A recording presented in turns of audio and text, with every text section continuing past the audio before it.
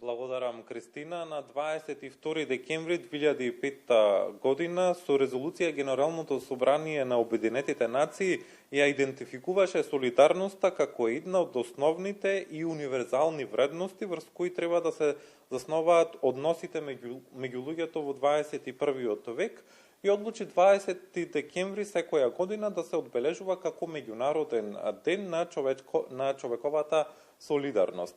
Утро во новаа тема разговараме со Александра Ристовски од Црвениот крст на град Скопје. Александра, најнапред ви благодарам за одвоеното време и за гостувањето во Македонија наутро. Како Црвениот крст ја отелотворува солидарноста во своето секојдневно работење? Добро утро.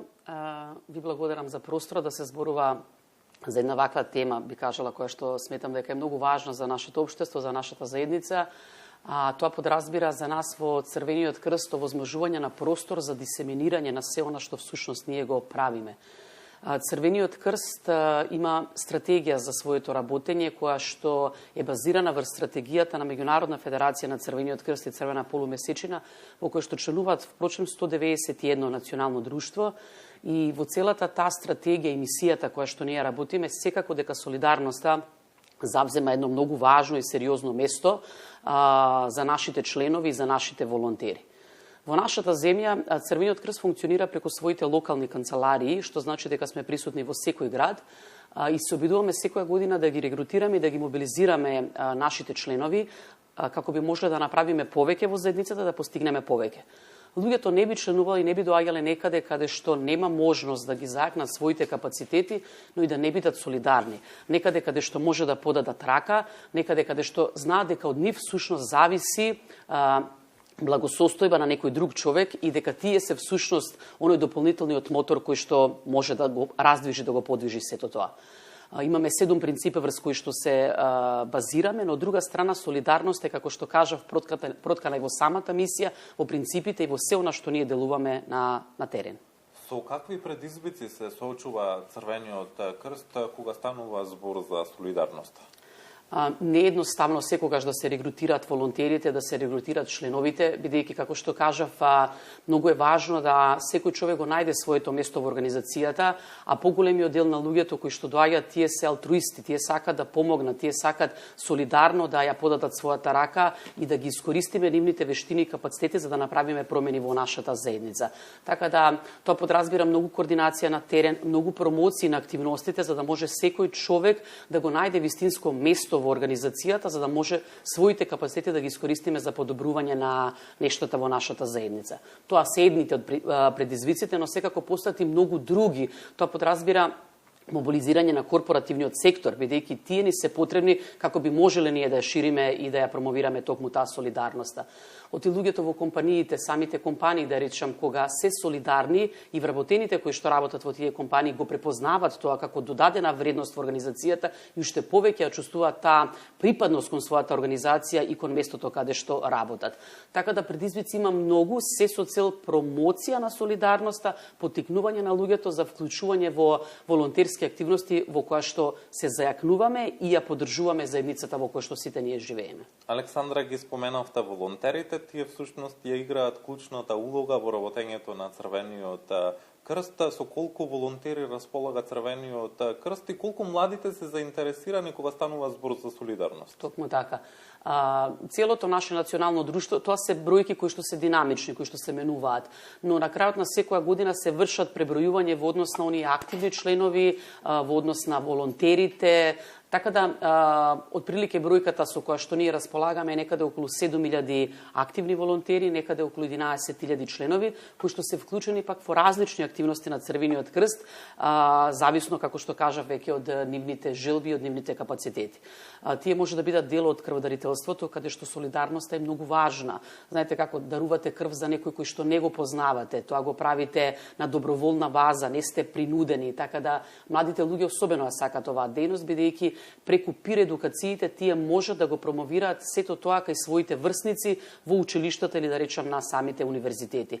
И во дел од сите тие предавања секако дека солидарноста превладува, но и споделување на нивните лични примери во кои што ги поттикнуваме останатите да бидат дел од ова хумано семејство. Освен ова би кажал дека тие се вклучени многу и во тимот за одговор при катастрофи, каде што голем дел од нив вршат спасување, да речем, дали е тоа на планина или пак безбедност на вода, каде што повторно е меѓусобна почит, меѓусобно помагање и подавање на рака во моментите кога е најтешко. Постојат и некои други програми во кои што младите се вклучени преку клубовите на млади во нашата организација, кои што се 33 на број низ целата држава, во која што младите имаат свој календар на работа, можности за собирање во канцеларии, во катчињата преку самите клубови, каде што имаат слобода да ја креираат програмата, да направат истражувања во заедницата, што и е потребно на заедницата и потоа да се здружат и солидарно да делуваат на терен и да речем повторно да помогнат таму каде што е потребно. Сето тоа го правиме и преку програма промоција на хумани вредности, на кој што начин всушност ги регрутираме младите во оваа програма. Секако тука би ја спомнала и првата помош која што често пати знае да ни помогне нас самите во одредени ситуации, но често пати помага таму каде што е потребно, дали е тоа некоја сообраќајна несреќа или пак е да речам обична повреда додека децата и младите се играат. Така да постојат многу активности во кои што тие се регрутирани, научејќи ја едната активност со меѓусобното дружење и собствените примери на вистина солидарноста истакнуваме како едно од основните начала на нашето работење. Александра, за крај на нашиот разговор, солидарноста често станува видлива кога имаме некакви несреќи, катастрофи, погоди и така натаму, но како да ја поттикнеме солидарноста меѓу луѓето кога немаме вакви состојби? Така, тоа е предизвико, да речем, за кој што сами зборувавме на самиот почеток. Во рамките на Црвениот крст постојат оперативни планови во однос на кои што ние делуваме, кои што ги следат и оние традиционалните календарски активности, што значи дека преку тие активности ние го ја подготвуваме заедницата, нашите членови волонтери да делуваат во случај на катастрофи кога ќе се појави катастрофата. А до тогаш ги правиме сите оние подготовки кои што се потребни, која што вклучува всушност и солидарноста. Така да не треба да се чека да се случи некоја катастрофа, бидејќи често пати тогаш не би биле подготвени, туку да речем да се подготвуваме во мирнодопско време во кое што постои можност за некои малце поубави активности, малце префинети активности каде што можеме да си помогнеме меѓусобно. Еве, да речем, позади нас ги гледам играчките, секако дека ќе го споменам тоа една солидарна акција која што традиционално ја правиме секоја нова година. Тоа е поддршка на децата кои што се во згрижувачки семејства. Ние го правиме тоа континуирано во текот на целата година. Ја вклучуваме заедницата и граѓаните да бидат солидарни и да бидат на некој начин дедомраз на децата кои што на вистина им е потребна и поддршка и помош. Така да секој постои начин како може да се вклучи, како може да делува солидарно. Не мора да биде тоа волонтирање во текот на целата година доколку луѓето немаат, но може да бидат одредени активности, акции каде што можам да се вклучам и на вистина да дадам дел од себе, од своето семејство, но друга страна да бидам еден позитивен пример на моите деца кои што солидарноста ја учат преку организација која што е Црвен крст, преку училиштето, но да речам и во самите семејства каде што тие растат. Еве еден апел до сите граѓани, својата солидарност да ја покажат не само кога имаме катастрофи и несреќи како што споменавме, туку и во текот на целата година. Александра, ви благодарам за денешното гостување во Македонија на утре. Ви благодарам за времето.